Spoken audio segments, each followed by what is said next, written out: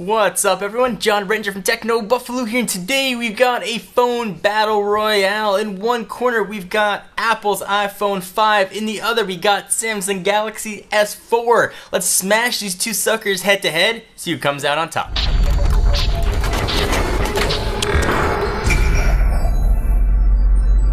Alright, so before we get into all the battles and fighting, let me give you a few disclaimers. Yes, the iPhone 5 was announced last September, which in cell phone years makes it a grandfather. But it did just come out on T-Mobile, and this decision a lot of folks are facing when they come to get a new phone. Do they want the current generation iPhone, or do they want the latest Samsung Galaxy device? So of course, once the iPhone 5S comes out, we will update this review and do a complete comparison comparing both those devices, but at least for now, this is the latest Apple handset against the latest Samsung handset. So let's go ahead and smash it up. So I do my reviews, the first thing I usually talk about is reception. Both of these guys had almost identical reception, pulling in the same bars, which I know is kind of just algorithmic gibberish for what shows up on the screen, but reception was solid for both. I got solid LTE on each, and this review is done using both AT&T models, so iPhone and Galaxy S4. I'm not going to get too into the operating system stuff since we've covered that ad nauseum. I'll talk a little bit about some of the S features and some custom stuff that Apple's got with the iOS, but not much operating system things. So if you want to see specific OS stuff, go back and check the reviews for each of these phones. So whenever I do these versus videos, I try and pick the categories most important to me and the categories I think might be most important to you, but obviously there are tons of other things we could discuss, and this would be a 17-hour video.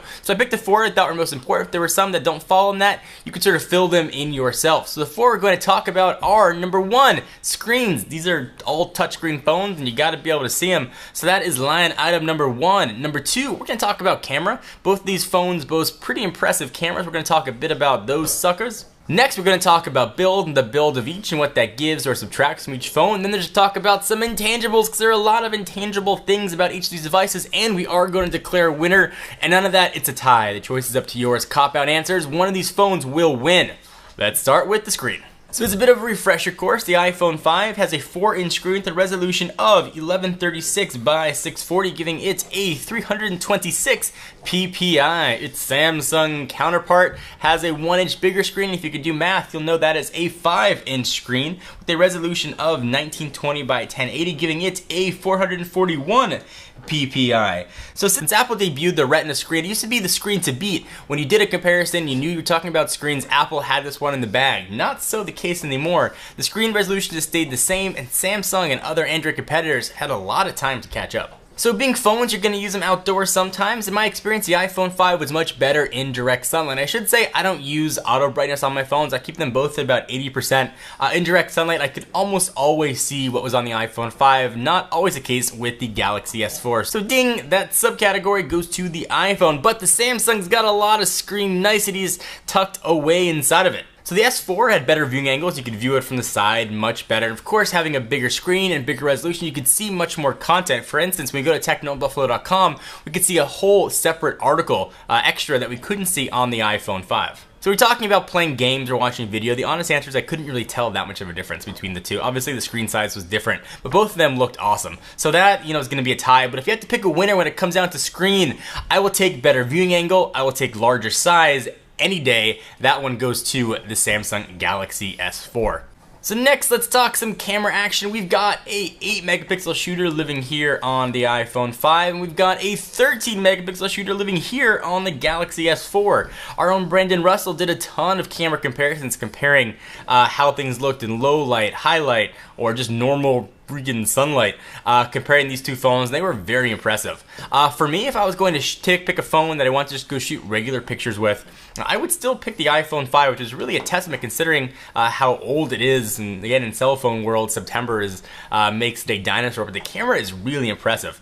And that goes to show that megapixels aren't everything. Now, having said that, the Galaxy S4 offers a ton more features in the built-in camera app. There's a huge amount of things you can do, from best face to action shots, and a lot of other cool things they packed underneath the hood here. Now, the iPhone can do a lot of those, but we gotta do separate apps, and for me, that gets a little bit on the annoying side.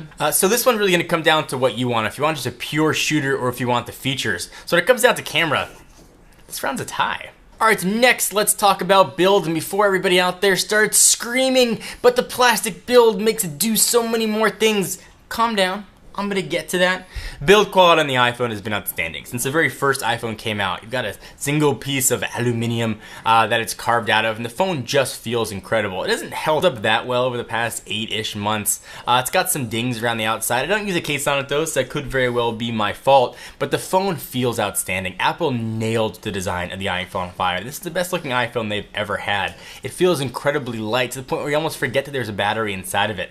Every inch, every millimeter, every centimeter, every nanometer of this phone, you could tell attention to detail was paid to it, and it really shows. The build quality is absolutely outstanding. Now when it comes to the build quality of the Galaxy S4, we've talked about this ad nauseum, but it bears sort of repeating once more. It's plastic. Some of you might not mind it, some of you might actually like it, but for me, it doesn't scream high quality, at least on the build quality side. Now I do like the addition Samsung's made from the S3 to the S4. They've got these sort of fake metal accents on the side. They've squared off the outside of it, so when you hold it, it feels much more secure in the hands. But when it comes down to build, you pick both of these phones up and you hold them in your hands. The iPhone 5 feels head and shoulders better than the Galaxy S4. So this round goes to the iPhone. Alright, so next let's talk about intangibles, because there are a lot of intangibles about both of these phones. Let's start with the Galaxy S4. It's got a lot of stuff in it that the iPhone just doesn't have. Things like NFC, things like expandable storage, things like a removable battery, if that's important to you. All the crazy S features that are packed into it. Just got a ton of awesome things that the iPhone just doesn't have. Now for me, the iPhone also has some intangible features as well. It's got the App Store, which for me is always going to be the ace up Apple sleeve. The App Store is incredible. Apps are designed just for these devices. They only have to support a few screen sizes, and the app experience, if you compare the same app on iOS and Android, almost always is a better experience on iOS. Also, Apple of course has the iCloud, which I know there's a lot of cloud solutions for both and cross platforms, and some just meant for Android. But the big thing for me is the iCloud backups. The fact that I can restore a phone exactly the way it was with relative ease. I know you can do some things like that with Android. You could root, and there are different backup solutions that'll back up texts and contacts and other things. But as far as a seamless backup experience, the iPhone really has that one nailed.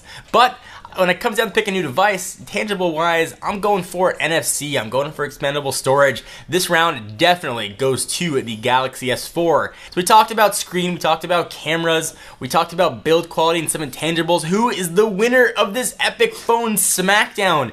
It is Samsung's latest, the Galaxy S4. Now if you're deciding between these two phones and you think Apple might be the way to go, your best bet's going to be to wait. The iPhone 5S is clearly lurking just around the corner, perhaps only a few weeks away at Worldwide Developers Conference in San Francisco. But if you're new and you just want to pick up a new phone right now and you don't really care which iPhone is out, your best bet is going to be the Galaxy S4. And of course, once Apple unleashes the 5S, we'll update this video and show you what that has.